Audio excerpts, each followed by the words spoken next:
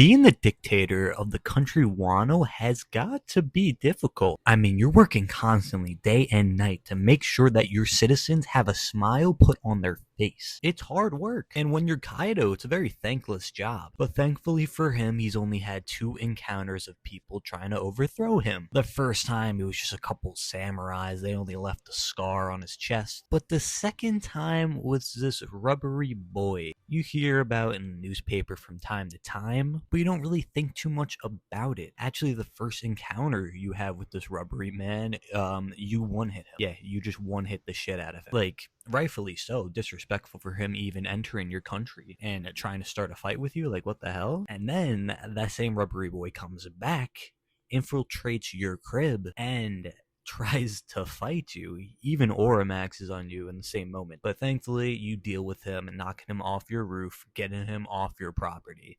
And then he comes back a third time. The third time, you're sick of his shit. You just want to end it. So you do. You end the fight by ending his life. His heartbeat is flatlining after this hit. It was a little cheap. You had CP9 come in, but you don't really care.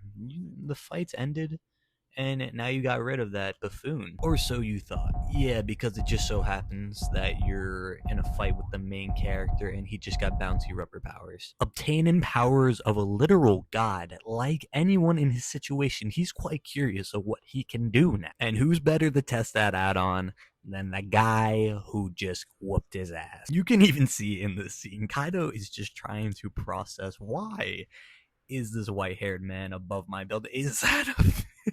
In your own house, this man grabs you by the tail, quickly takes some steroids, and proceeds to whip you back and forth like this is 2016. Beating your ass so hard that you got sent all the way to Looney Tunes. You're not even in the One Piece universe anymore. And so you finally realize what's going on. You're like, oh, damn, good to see you. Acting nonchalant like this guy isn't pissing you the fuck off. So you stop acting nonchalant and you throw a fireball at him. But that is not going to work. Did you forget this guy is the main character? After moonwalking like Michael Jackson in Thriller, Luffy takes a chunk of the ground and uses it as a trampoline, catching Kaido's fireball and sending it directly back to his nostril, hitting him so hard they had to put it in black and white. Oh, and after this moment, they give him the coolest scene ever. Not like Luffy needed any more aura from the editors, but they just give him